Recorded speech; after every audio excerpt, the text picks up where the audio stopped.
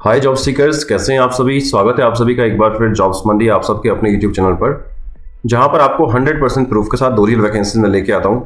अगर आप चाहते हैं कि नया जॉब का नोटिफिकेशन आपके फ़ोन पर डेली मिल जाए तो आप जुड़ जाइए मेरे यूट्यूब चैनल जॉब्स मंडी से।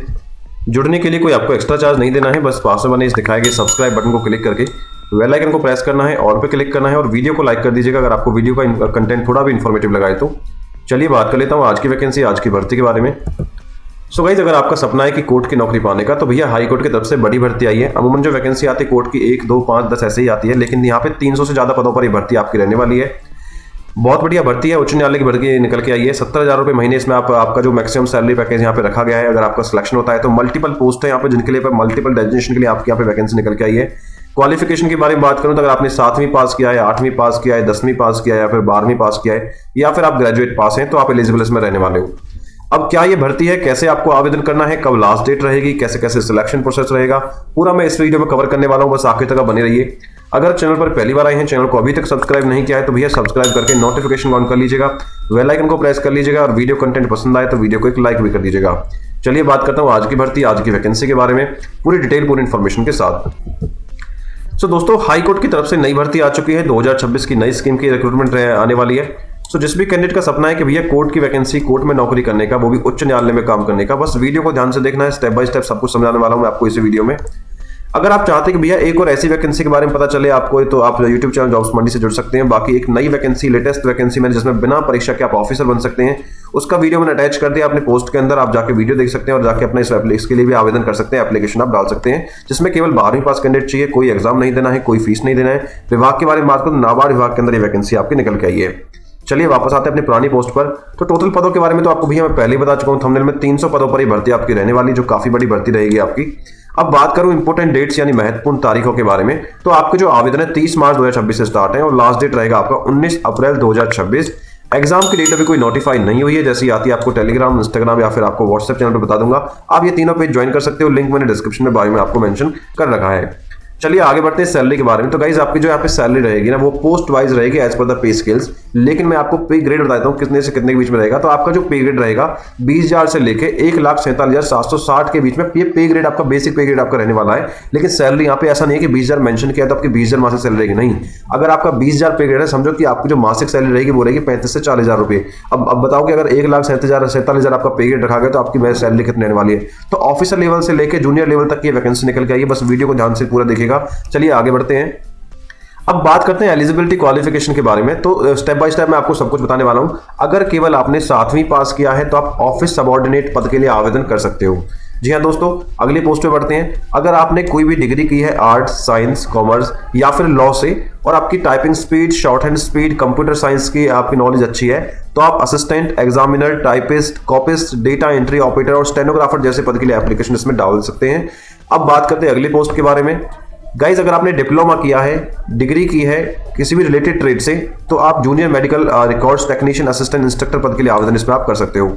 आगे बढ़ते हैं। अगर आपने डिग्री किया है साइंस, कॉमर्स, लॉ और शॉर्ट हैंड स्पीड आपकी 120 वर्ड मिनट है इंग्लिश के अंदर और टाइप राइटिंग की स्पीड आपकी 45 वर्ड पर मिनट है इंग्लिश के अंदर, तो आप अपर डिवीजन स्टेनोग्राफर पद के लिए एप्लीकेशन डाल सकते हो। इसके साथ साथ अगर आपने कोई भी डिग्री की है आर्ट्स, साइंस, कॉमर्स और लॉ के साथ, या फिर आपके पास लाइब्रेरी साइंस की डिग्री है, तो आप लाइब्रेरियन ग्रेड 2 की जॉब के लिए एप्लीकेशन डाल सकते हो। अगली पोस्ट के बारे में बात करें। अगर आपने कोई भी बैचलर्स डिग्री की है लाइब्रेरी साइंस के साथ और आपको कंप्यूटर नॉलेज की स्किल्स है और सर्टिफिकेट भी है, तो आप असिस्टेंट लाइब्रेरियन पद के लिए एप्लीकेशन डाल सकते हो। ऐसे ही अगली पोस्ट जो है, अगर आपने कंप्यूटर साइंस के साथ डिग्री की है और टाइपिंग स्पीड आपकी अच्छी है 45 वर्ड पर मिनट के साथ, तो आप कंप्यूटर ऑपरेटर पद के लिए एप्लीकेशन डाल सकते हो। लास्ट की 2 वैकेंसी के बारे में बात करूं, ये बीटेक वालों के लिए। अगर आपने बीटेक किया है सीएससी, ईसीई, ट्रिपल ई या फिर आईटी विभाग से, या फिर आपके पास एमएससी आपने किया है कंप्यूटर साइंस से, तो आप सीनियर सिस्टम ऑफिसर पद के लिए एप्लीकेशन डाल सकते हो।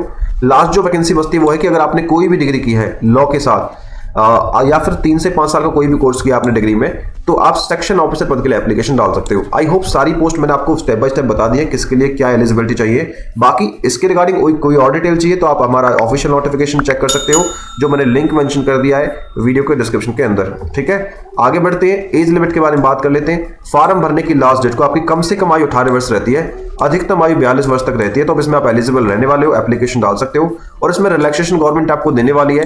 कैसे मिलेगा? अगर आप एससी या एसटी कैटेगरी में आते हो तो 5 साल की छूट मिलेगी, ओबीसी वालों को 3 साल की एज में छूट मिलने वाली है। ठीक है, बात करते हैं दोस्तों सिलेक्शन प्रोसेस के बारे में। सो जो भी कैंडिडेट रहेंगे उनका जो सिलेक्शन रहेगा वो मल्टीपल चॉइस क्वेश्चन यानी आपका कंप्यूटर बेस्ड टेस्ट होना है, जिसमें ऑब्जेक्टिव टाइप क्वेश्चन आपसे पूछे जाएंगे, यानी एक क्वेश्चन के 4 से 5 ऑप्शन दिए जाते हैं, उसमें से कोई एक आपको चुनना होता है। अगर वो टेस्ट आप क्वालिफाई कर लोगे तो skill test, document verification. Skill test का मतलब भैया typing speed, short hand speed, इस टाइप के जिस भी आप पोस्ट के लिए आवेदन कर रहे हो उसी स्किल्स के रिलेटेड आपसे कोई टेस्ट कराया जाएगा। एंड इसके बाद फिर डॉक्यूमेंट वेरिफिकेशन आपका हो जाएगा। आप बोलो सर तैयारी कहां से स्टार्ट करें, तो भैया इंडिया के जो मोस्ट टॉप रेटेड टीचर्स हैं उनकी जो बुक्स के लिंक है मैंने मेंशन करनी है डिस्क्रिप्शन के अंदर, वहां से जाके आप परचेज कर सकते हो।